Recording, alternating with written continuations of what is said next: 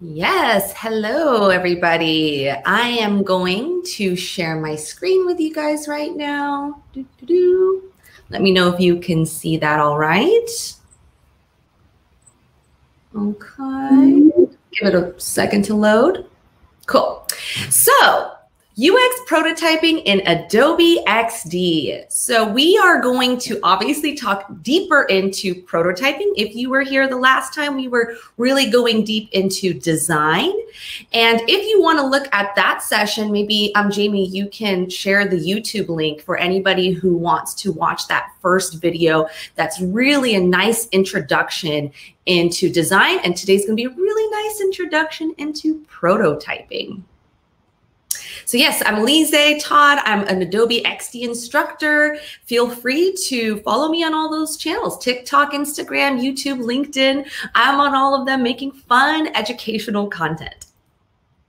So what are we covering today? We are going to be seeing how to create usable prototypes from our static designs.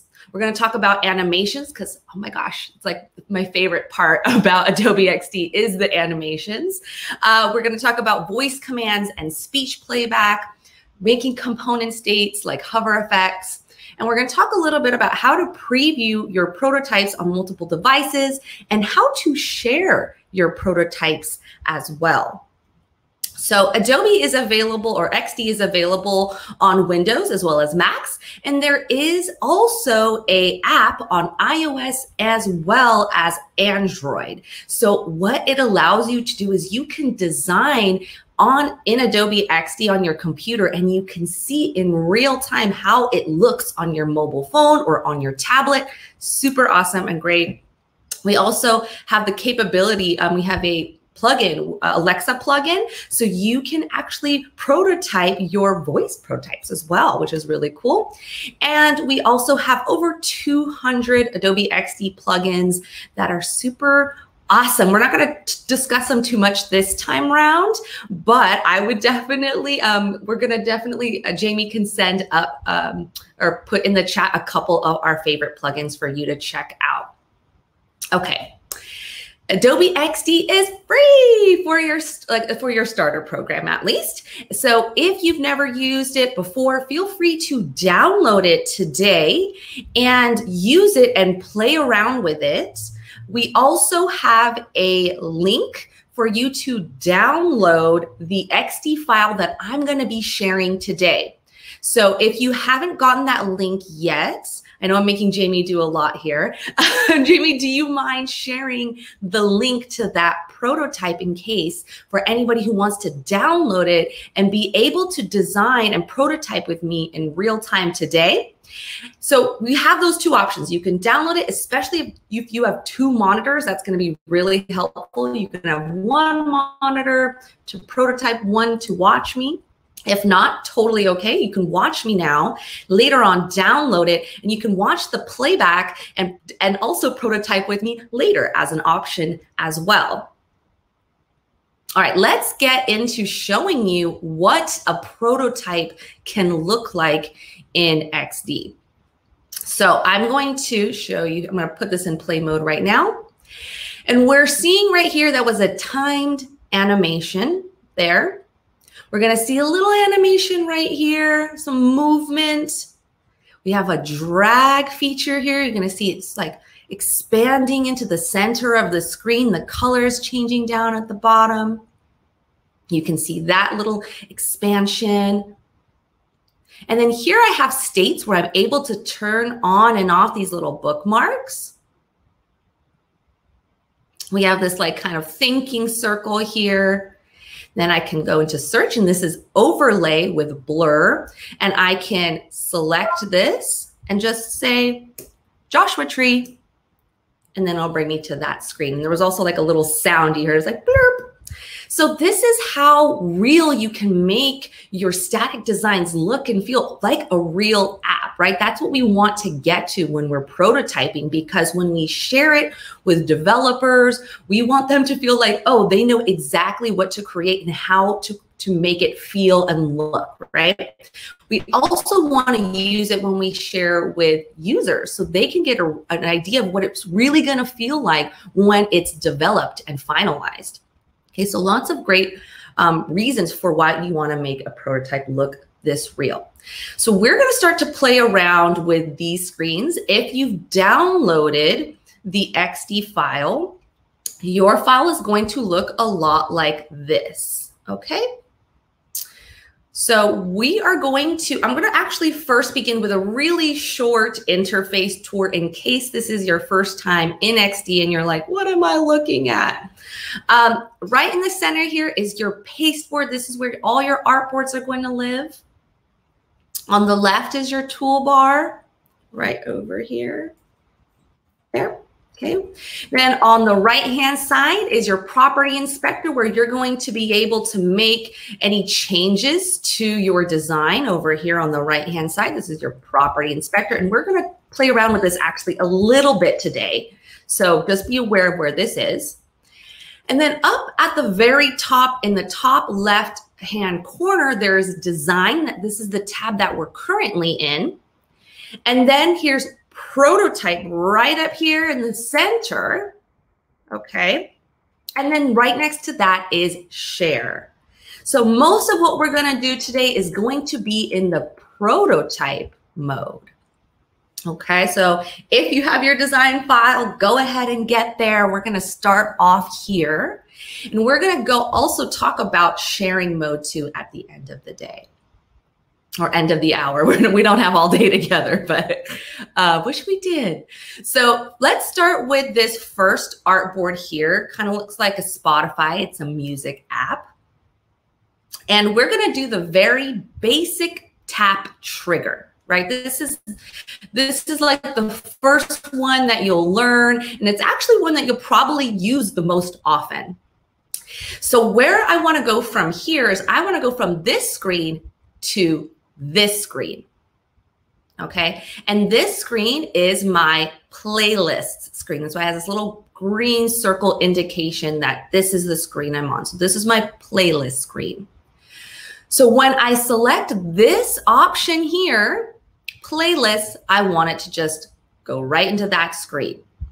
So the first thing I need to do is just select what I want the user to be able to tap in order to move into that next screen, which is this playlist option. But if you notice, when I click into it, it's kind of highlighting this whole bar here, this whole side. And it's like, wait, I don't want this whole side. I want just this playlist button. So you're going to have to go deeper into this group of layers into just this layer here that says playlists. And there's a few ways to do that. First, you can just tap in and then double click in, and then you get to that group, and then double click it and you get there. That's one way. That's the typically the way that I do it. But you can also go into your layers panel, which is in the bottom left-hand corner here. This little second one here. Layers. And you can also go into it from there. So I can go into here, select this layers panel. I can select these other options here. So those are a couple ways that you can access and just get into one particular layer. Okay, cool.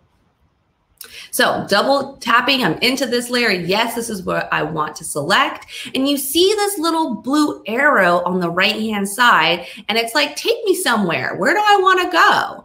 And I'm going to say, well, you don't have to say anything actually, but I'm going to say, I want you to go and travel over to this artboard. Boop.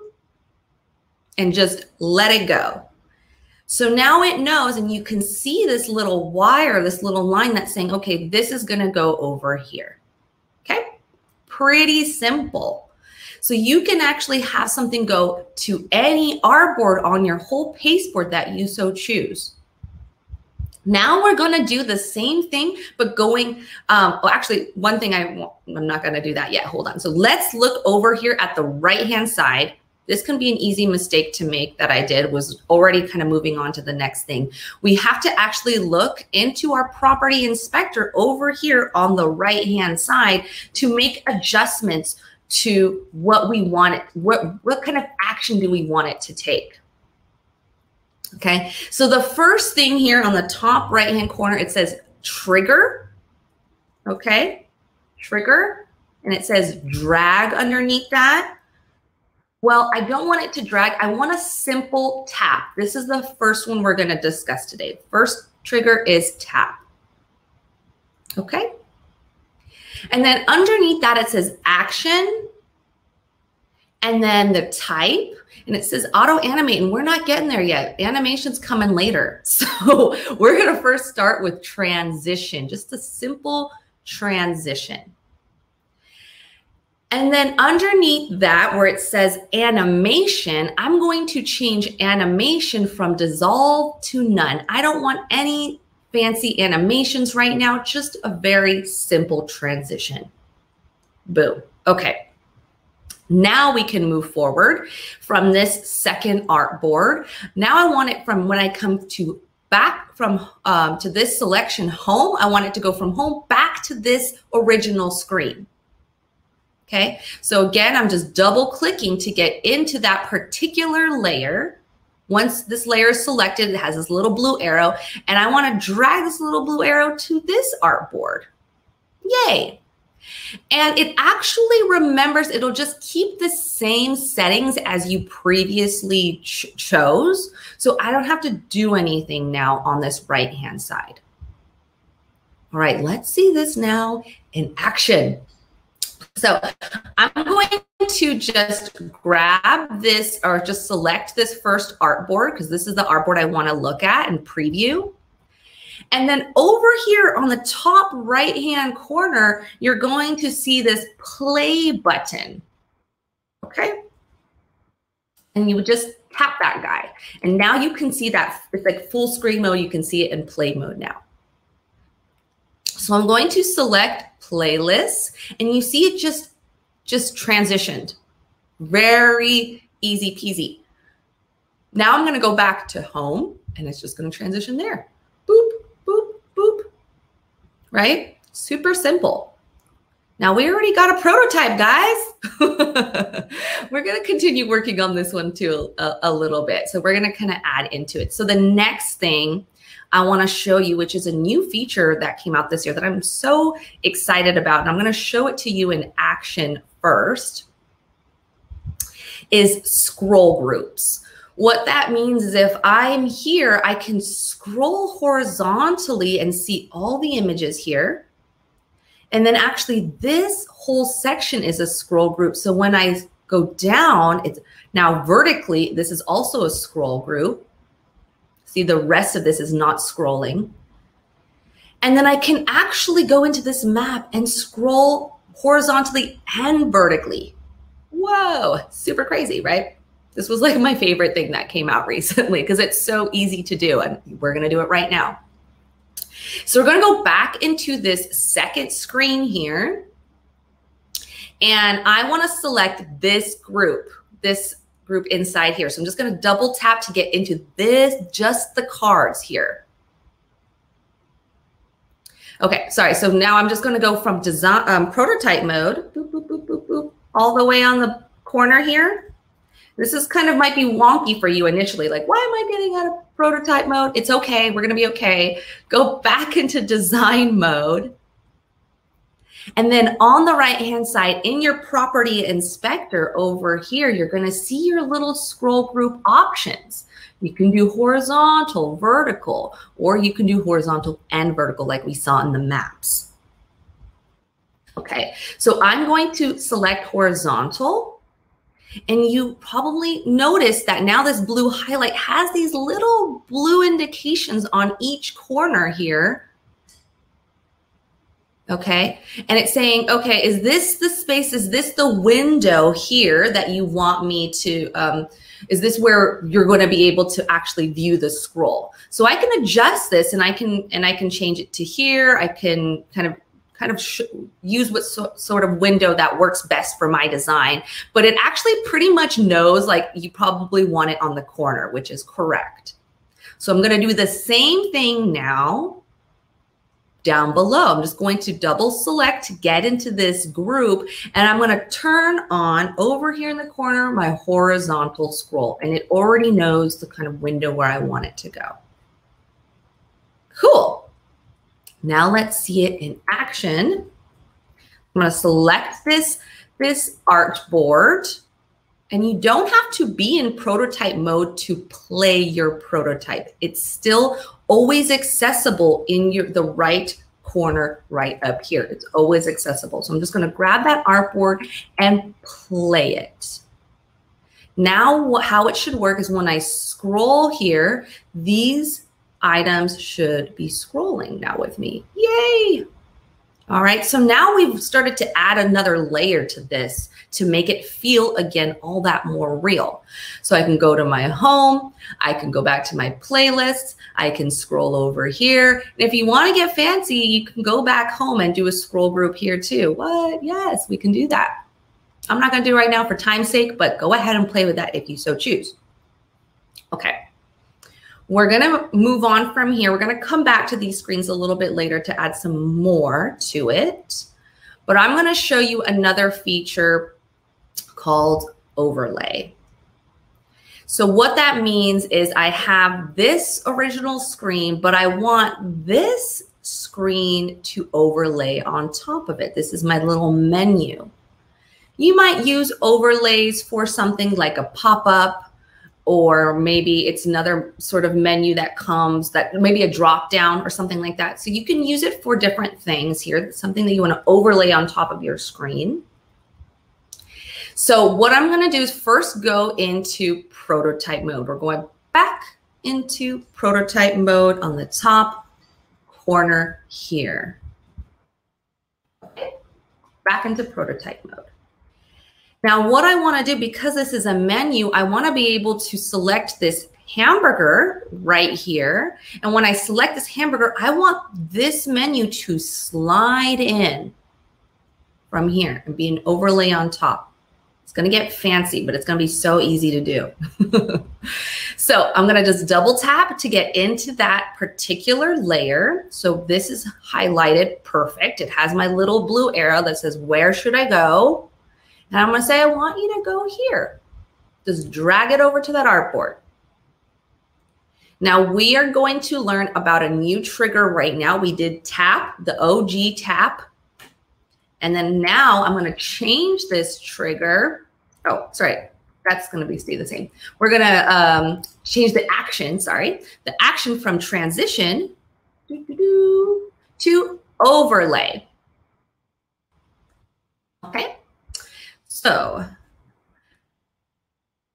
now when you kind of zoom out here, you're going to see this green X here because it's saying, where do you want this overlay to go? Okay, Jamie just said, some students are struggling between understanding design mode and prototype mode. So I'm going to answer this real quick. Right now, I'm in prototype mode, and this is where you're going to do most of your prototype actions. I would say 95% of your prototype actions are in here. There are a couple things that we do in design mode, and it is a little wonky. You might think, well, why would I do this kind of prototyping action in design? It's just the way it is for this, for the scroll groups, that feature that I just shared. But mostly what you're doing in design is actually doing the design. If I want to make a rectangle, I can make a rectangle. I can make my text. I can do all that fun stuff. I can actually move things about and design my artboards.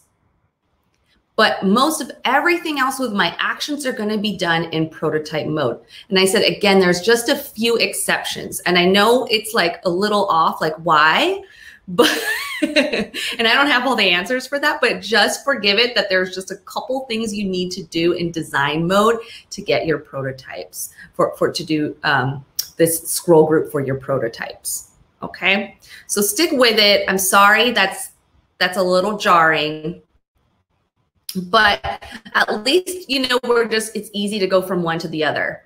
Okay, so simple to go from one mode to the next, right? It's not like we have two different systems for designing and a whole different system for like prototyping, right? It's all here, so you're not gonna get too lost.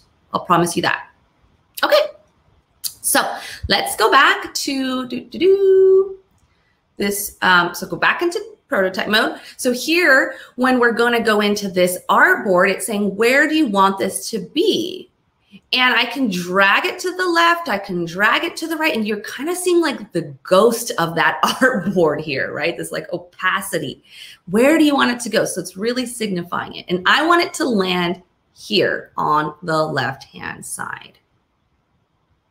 Okay.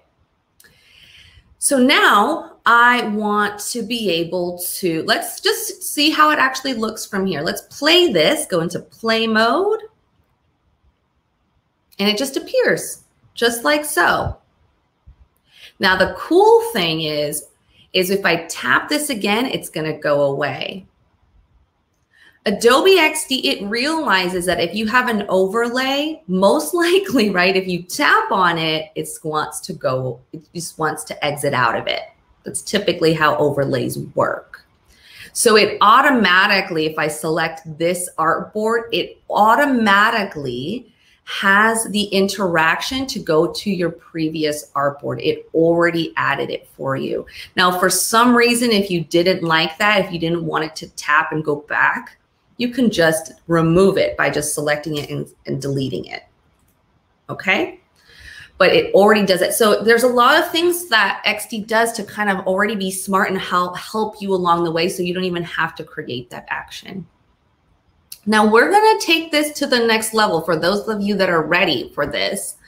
When I've selected this, I'm gonna go back to this wire and I'm just gonna select the wire to go back to it. Did you see that? I highlighted to go back to this wire, this interaction.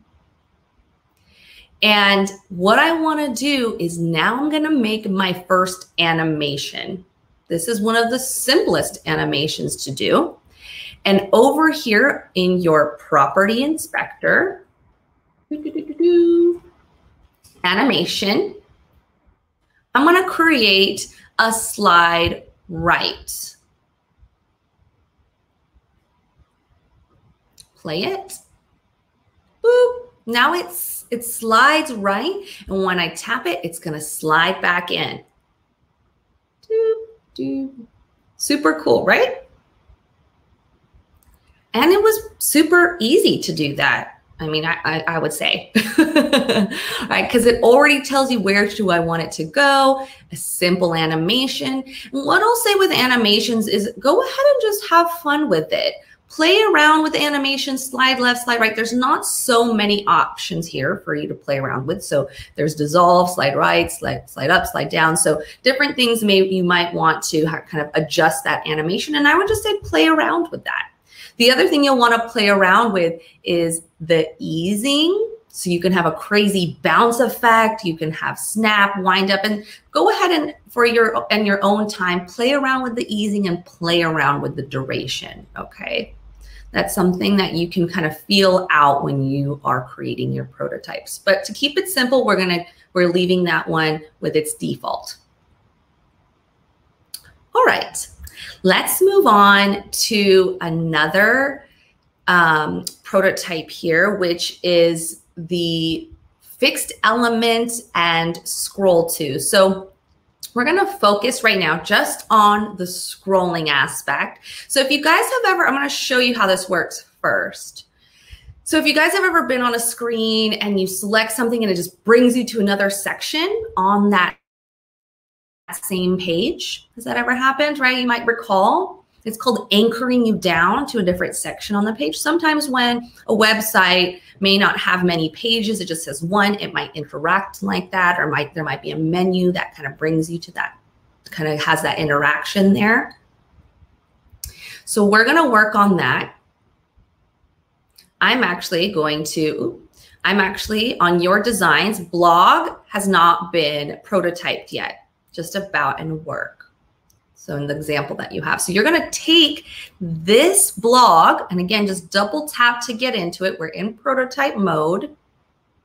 And it has that little blue arrow and it's saying, where do you want me to go?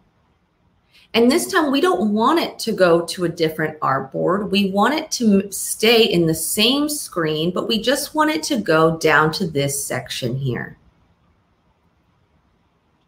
So I'm just going to take that arrow and drag it down to this section and just let it go.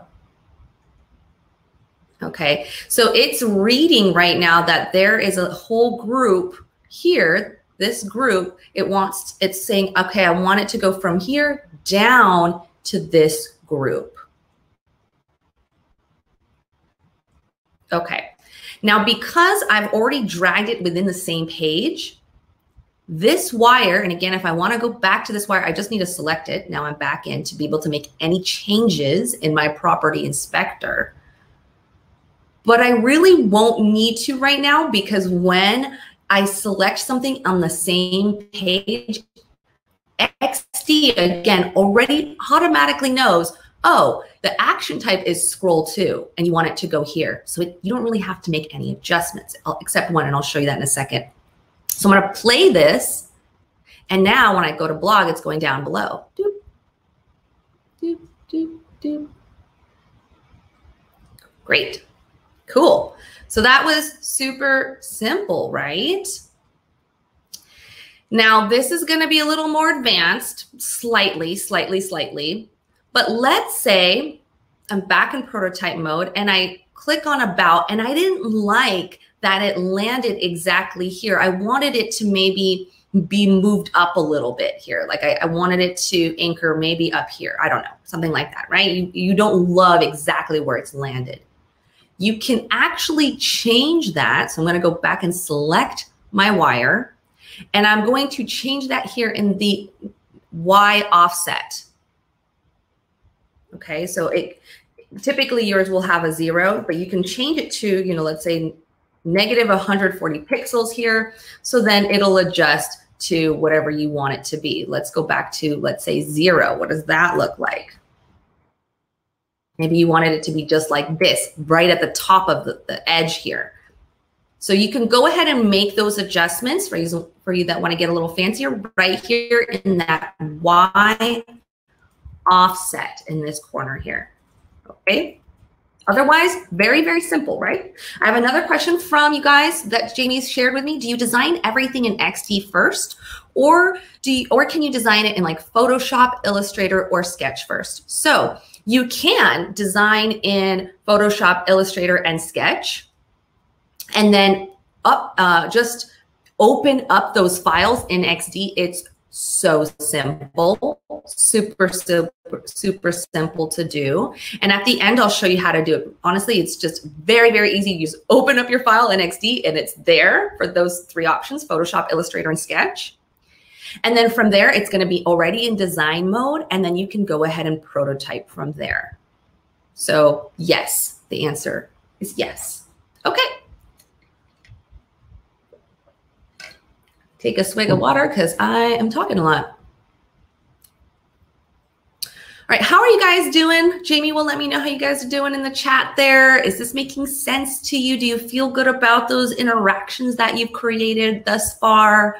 Does it feel easy? Does it feel difficult? Maybe a little bit in between? And what I will say about it is just practice and practice, right? And like anything in life, you just continuously practice it and play around until it starts to kind of feel really natural and comfortable for you. So I'm showing you how to do it. You have the file to play around with it. And that's what I would suggest is kind of continuously do it and break it, be uncomfortable with it, kind of go back and play around with it again and just redo those actions over and over until you start to feel really comfortable. Jamie says, you guys are feeling great. Yay. Cool. Let's move on. So this is another one here, speech command and speech playback. So I'm going to show you how it works first. Selecting this artboard, going into play mode. And I'm going to click the space bar on my keyboard. And I'm going to say what it says exactly here, what's available for Yosemite. So I'm just going to say, what's available for Yosemite? Here is what's available. Now, if you couldn't hear, there was a woman that says, here's what's available. So we have two interactions that I'm showing you here: speech command and speech playback. Okay, so we're talking about creating voice interactions. And this is becoming more and more important, especially thinking about accessibility. People who can't see use voice interactions to be able to interact with a product, okay? So this is going to become really important for some of you who want to get more into accessibility design and start thinking. And sometimes the companies you work for are starting to have teams just dedicated to this, but also if it's as like maybe some of you already have some devices at home, like I have the Alexa device, I use it all the time. I'm like, lights on, lights off, check what's the weather today, right? So it's not just for accessibility, it's really for ease of use too for certain products.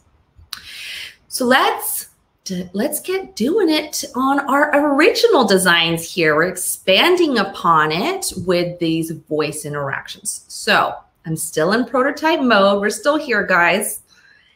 And I'm gonna just select this artboard. And if you didn't see, I select the artboard by just selecting the title of the artboard right here. Now this whole artboard is selected. Now the little arrow is over here in the right corner of the artboard. It's, where do you want me to go? And I'm gonna say, I want you to go here to this screen. And the how we're going to do this now is the trigger is going to be voice. I don't want it when I tap playlist to come here. I also want it to say, if I just say, hey, take me to my playlists through my voice as a trigger, I want it to also go here. Okay, so the trigger is voice. Now it's saying, what is the command? What do I want? So I'm going to say, find my playlist. That's the command that I'm going to give it in order to go from here to here. Find my playlists. Okay. And I can change the action types if I wanted, a transition, I can do animations, etc. I'm just going to do a very simple transition, keeping this as it is, and I'm just going to have no animations, just like it was for our original wireframe that wire that we did right here. No transitions, no animations, very simple. Okay, let's go ahead and see just how that works now. Selecting my artboard by tapping on the title here, going into play mode over here on the right-hand corner. And now, don't forget, you have to hit your space bar in order to, for the system to understand that you're using your voice, because otherwise it just doesn't recognize. So you need to make sure that you click the space bar when you want to do the voice interaction. Okay, so I'm gonna do that. Find my playlists, and then it brings me here. Right? So now there are two ways of going into that screen. We can tap onto playlists, or we can say, find my playlists from here. Pretty simple. Now, the other thing, right, is when I'm talking to a device, I want it to talk back to me, right? So I'm saying, what time is it? Find my playlist, etc. I want it to speak back. Here are your playlists. So let's create that interaction. Now this again is going to be more advanced, so pay attention. We don't want to go to a new screen, right? So with this little blue wire, I actually don't want to take it anywhere. I just want it to say something back to me when I land on this screen. So it doesn't want to go anywhere else. When you want to stay on the screen that you are in, you're just going to double tap the little arrow. Okay, so that's like a whole new thing we're learning right now. If I don't want to leave and go somewhere else and transition, I'm gonna just stay here, double click. Okay, so from here now, I'm gonna change the trigger. We had tap now, we know about voice, and the third one I'm showing you now is called time. Why? Well, because after a certain period of time of landing here, I just want it to then have a voice that says, here are your playlists. So over a certain amount of time, here are your playlists. And you can change the delay. It can be like right when someone lands, 0 seconds, here are your playlists. It could be after 3 seconds, right? I'm going to do just like 0.5.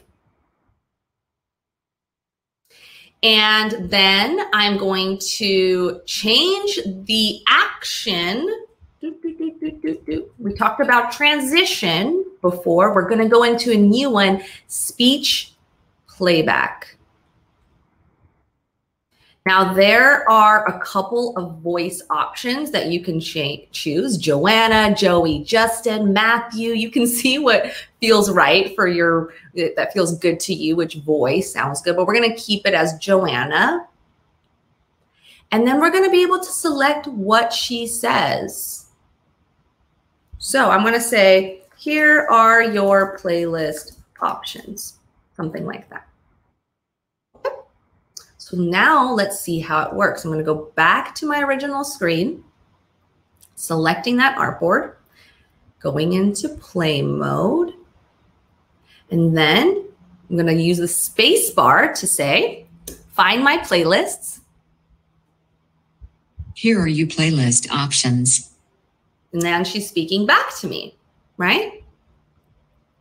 So I just realized I wrote, here are you playlist options. That sounded awkward. Here are your playlist options, right? So we learned 2 new things here, 2 new interactions, using voice as a command, and then having a timed transition for the voice playback. Okay, so Jamie is bringing a question in from the chat. Can you have a tap trigger and a voice trigger on the same element? And can you have multiple command triggers? Okay, so yes, the first question, you can have a tap trigger and a voice trigger. So let's say I went to playlists and my original wire, I'm going to select my original wire and it's tap as the trigger. I could also add another trigger here. So this is kind of like both of your questions answered at the same time. You could have multiple types of transitions. So I'm going to say, I'm going to add another one and I'm going to drag it over. And then here in the options, it'll give you what other options you can do, drag, voice, etc. So I could have done the same voice sort of command here, also right into here if I wanted. I don't have to do it through the artboard. Again, this is kind of getting more complex. You can just do it either on the artboard or on specific layers within that artboard. So you can do multiple types of commands and multiple types of triggers, as well as you can do multiple voice commands as well. Okay. Yay, let's move on to animations. So let's look at how auto animate works. If I select this option here, this screen, and I select this card, and you see how it's expanding? The blue square is going from this size into this larger size. This darker blue rectangle is moving down below here and expanding. Boop, boop, boop. So fun. This is auto animate. It's automatically animating from this one screen to this screen. And how it does that is that it's looking at the layer name as a reference point. Okay, what does that mean? Well, let's go down into our layers panel down here in the bottom left-hand corner, layers panel.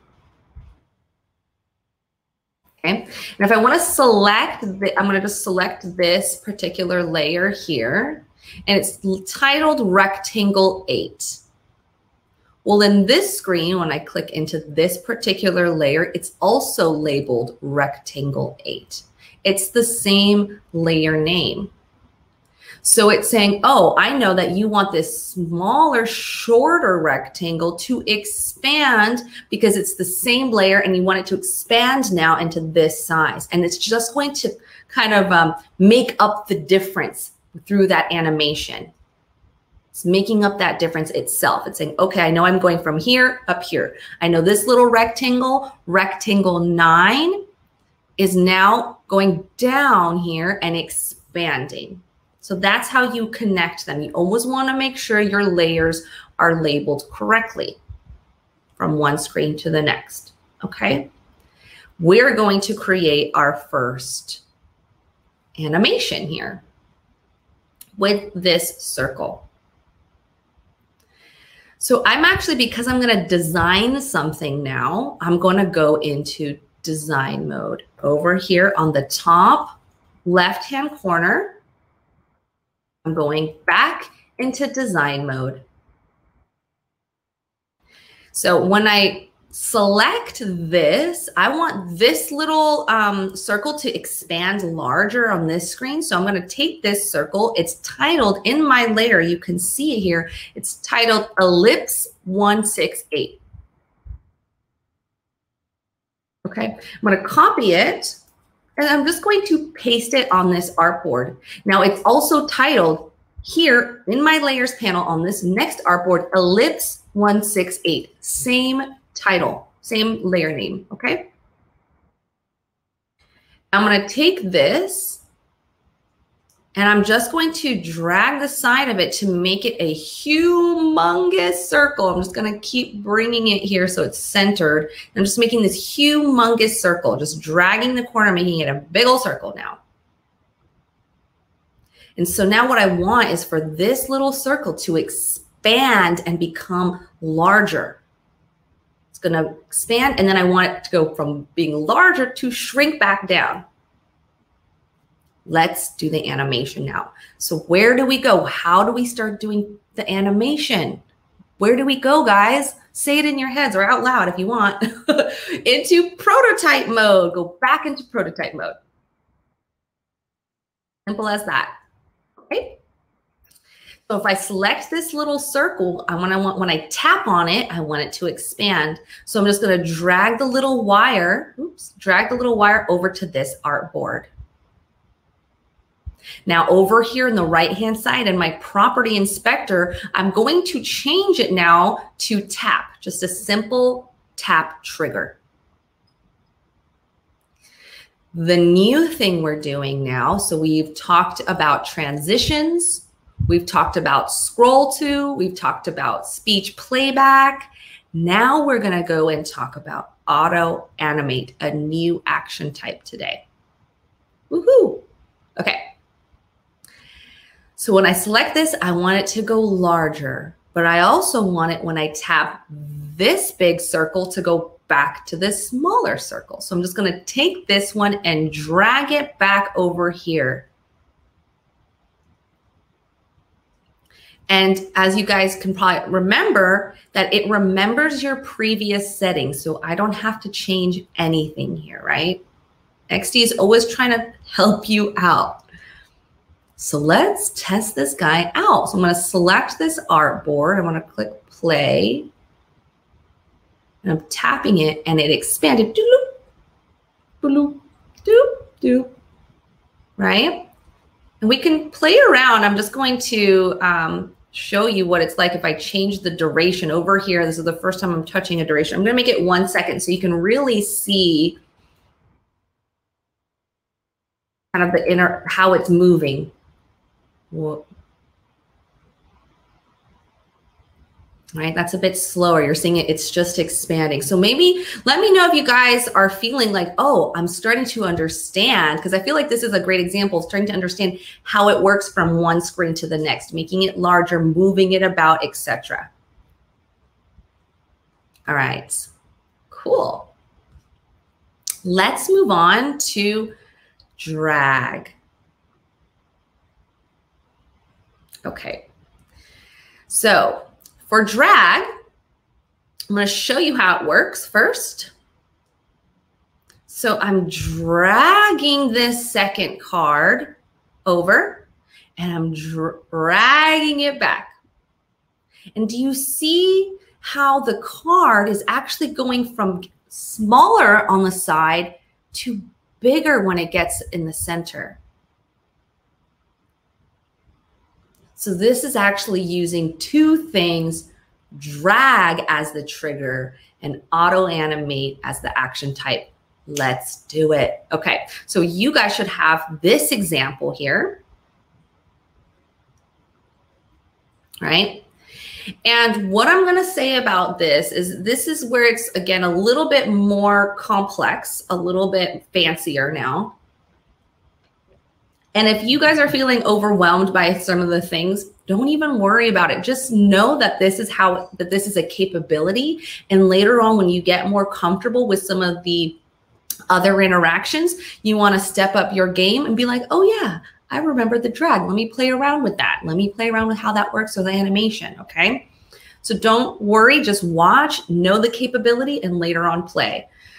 So how this works is if I have these two items, these two cards on this screen, I know that when it drags over, I want to drag this guy. I'm just going to kind of do it in this screen. I want it to go in the center. So I have both cards here designed.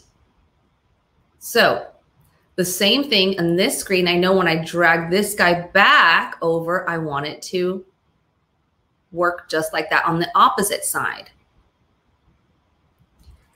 So the only thing I did differently in this design was actually, I'm just going to show you really quickly. I took this group, I copied it, and I pasted it here, and I just dragged this over, and then I made this bigger, and I made this card smaller.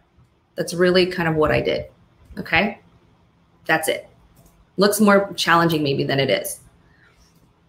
Now let's create the drag together. Okay, so in order to create that, I'm going to go back into prototype mode on the top left corner. And I'm going to select this group. So this group, when I drag this group, I'm going to bring this little wire, and it doesn't need to travel far, just onto this artboard.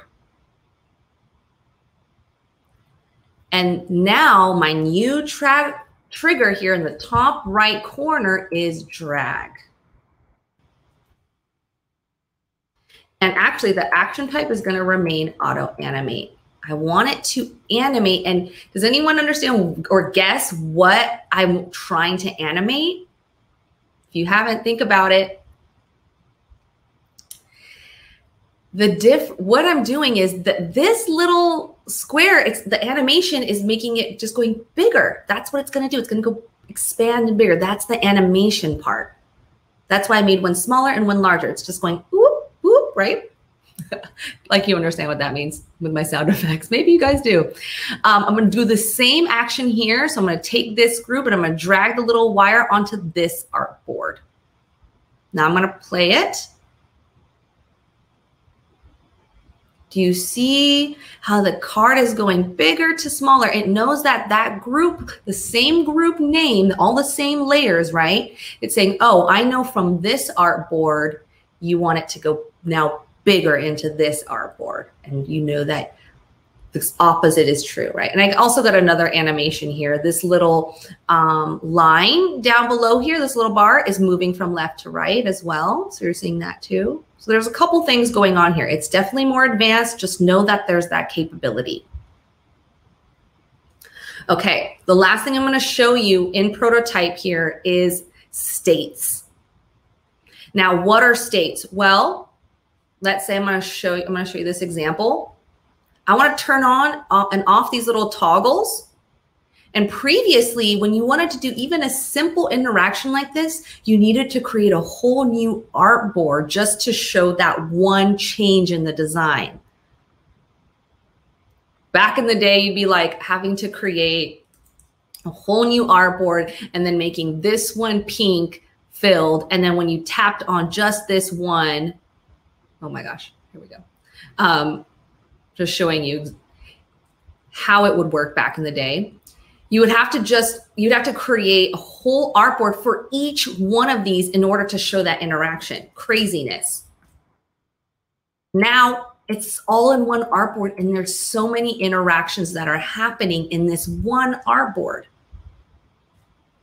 Okay, so I'm gonna talk a little bit deeper into what that means and how that works, but I'm gonna show you another example. So here's same thing. Here's a new state here. I'm toggling these on and off without just all in the same artboard. And if you guys notice, those also had some auto animate. The circle's moving left to right. Okay. Last example here, expanding and contracting as a state. So what are states? States, you'll typically probably notice, like this is the most well-known state, which is the hover state, right? When you're on desktop and you hover on a button and it changes colors, or it's a little bit bigger, or it has some sort of state from that perspective, okay? So these are little micro interactions. These aren't huge interactions where you need to go from one screen to the next. They're micro interactions within one screen. And micro interactions are something that allows a user to know that they've done some sort of change. It's something small here, right? Like toggling something on and off. Small adjustment, small change. They know, okay, I'm hovering on this button. I know that this is something I can select and click onto. This is the importance of micro interactions. So we talked about big interactions. Now let's go into smaller interactions. The first one I'm going to show you is the classic hover state. Now, what I'm going to do is the first thing I want to do is create what that second state is going to look like. So this is my regular default state, and I want my hover state maybe to be a different color blue. Well, in order to make that change in the design, I need to remain in design mode. I'm not ready to prototype. I just want to create a new visual look and feel. I'm not prototyping yet, okay? Here's another we're getting fancy, guys, again. Here's another fancy tip. So first thing I'm going to do is I'm going to go over here in the right-hand corner where it says components. Now, if you guys never heard the term component, this is just something that we are going to reuse in our designs over and over and over again. It's a component. Button is a component. Maybe your heading, maybe certain other actions and icon action buttons are part of your component, something like that, right? These are reusable elements that you're using over and over and over again. So I want to make that a component. And then from there, I have this default state. Did you see when I clicked add component, it has a default state right underneath. Well, I want to create a new state. I want my hover state. So I'm going to select the little plus button where it says add state now next to it. And it says create a new state or a hover state. I'm going to say hover state. Cool. So I have over here on the right-hand corner, I have my hover state and my default state. Now, if you're looking at the button here, nothing is changed. They're the same. But I want to make that. I want to change that. I want it when I have a hover state. I'm going to select this blue rectangle and I'm going to make it like a different blue, a light blue. Now, if I click back to my default state in the right-hand corner here, you're going to see the dark blue and the lighter blue. Right? Those are my two states. Now, the great thing about hover states is if I create a hover state right here, XD is automatically creating the prototype interaction. They already do that for the hover state. So I'm going to show you how it works. Go into play mode. And now when I hover, it's changed color. It's already created that interaction for me.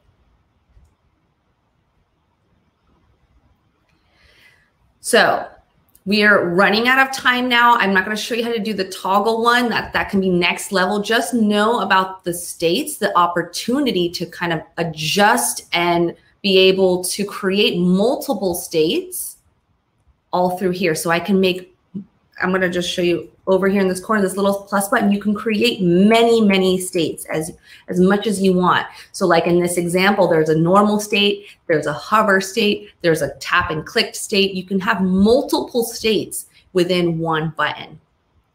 And you can go and start to do the animations in there as well. So just diving in a little bit more into states, there's a lot of resources and examples of that online if you guys want to go deeper into it, for some of you that are more advanced and want to get more into those micro interactions. But know that these are all the capabilities. Now you guys will also have this in your file, so you can actually play around with some of the different states here. You can copy and paste it and deconstruct it as well. Cool. Last thing I'm going to share with you is the share mode. Yes, here. So going in from prototype mode now into share mode, let's say I want to share this with my developer. Okay. Or there's a few, let me actually explain all the different ways. You can share with your developer. You can share with other designers and get feedback. You can share with other users and do user testing. So those are the three main type of ways that people typically, or designers will typically share.